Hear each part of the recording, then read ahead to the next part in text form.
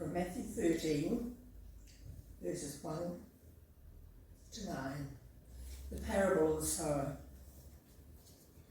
That same day, Jesus left the house and went to the lakeside, where he sat down to teach. The crowd that gathered round him was so large that he got into a boat and sat in it, while the crowd stood on the shore.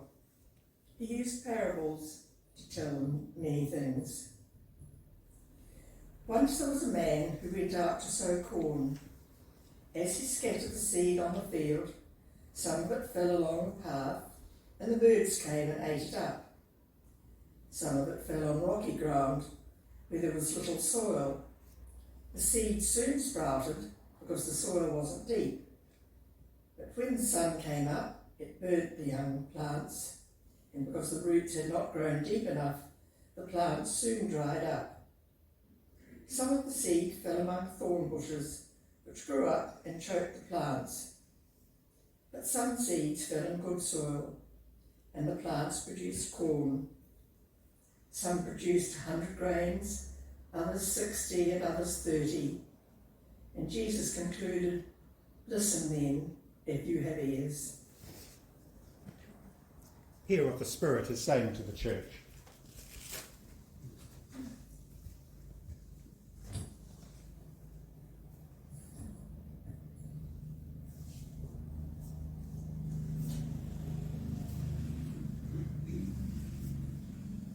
Many of you will be thinking that Robin did not read the end of the parable.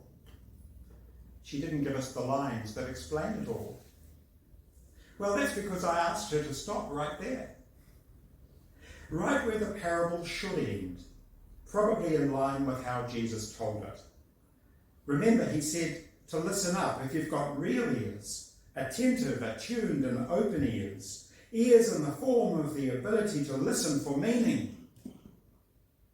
Here, listen up. The parables of Jesus are short teaching stories that draw on the common experience of everyday life. They seem to be about ordinary things and circumstances, and yet these stories turn expectations upside down, creating alternative views of the world. In verses just after the ones Robin read, Jesus goes on to explain that his intention in using parables is to provoke people to think about what they're hearing. An American minister, David Goulston, has written about parables. He notes that Jesus remains one of history's greatest storytellers.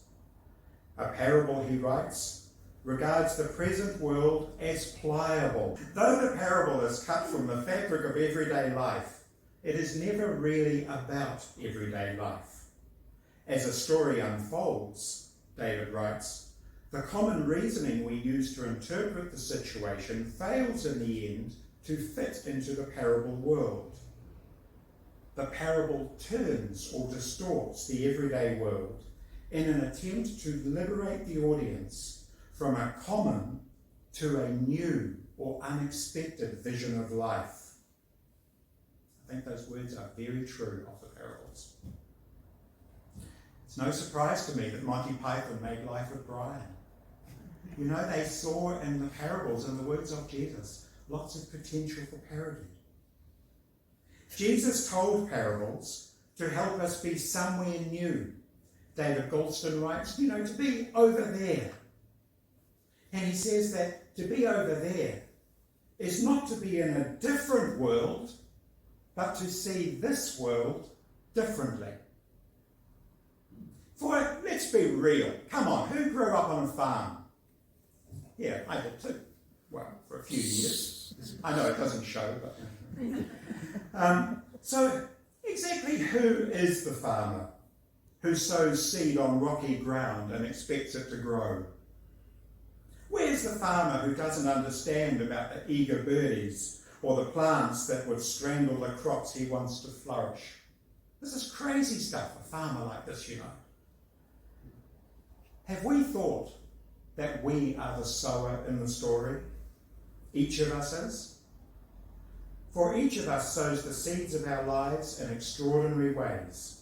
We often spend our time so freely that we are reckless with our time. And I'm not preaching the Protestant work ethic here. Rest, leisure, they are an extremely important use of time and a very good use of it. But sometimes we spend our energy in ways that result in consumption, but not growth. It's like so much grain gobbled up by the birds. We're busy and frantic, yet we don't feel productive. We're wasteful in all manner of ways. Sometimes we put our efforts into hard situations that show a hint of promise, yet our attempts to grow something good wither under the harsh light of reality. Maybe it was worth it. Maybe it was worth it. The farmer is foolish only if he or she does not learn from the experience of what has not worked out yet. It could be that giving up is the truly barren ground. It could be that giving up is the truly barren ground. Will we accept that there are times of need in a land of abundance? Perhaps we aren't careful enough sometimes. The promise in us is choked by an influence we have let grow into our lives, like so much ivy growing up into those trees at the manse. The media perhaps we let the media grow into our well-being, our own lack of thoughtfulness or discernment. The thorny plant is probably just what it is. The problem isn't always the thing or the person there, but where I have placed myself. And then often, almost as though by chance, some of the life in us yields harvest.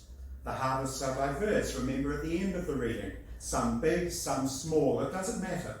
Seeds do fall in good soil. And if we took no risks, because seeds might fall in the wrong places, we'd sow nothing and harvest nothing. Feel the challenge in assuming that seeds just do fall on good soil. They do, for the seeds of life are everywhere. Who's been to Alice Springs? Yeah? No, not many people. When you go to Uluru, Ayers Rock, you go through the desert. And you know, I thought that deserts were completely barren places. I couldn't believe the foliage there.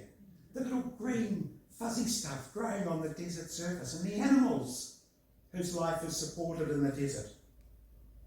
God is life, and that life is everywhere, wanting to be planted. The soil type is no excuse. And so the question from the parable today is, are we receptive to God's planting in all the soil types of our lives?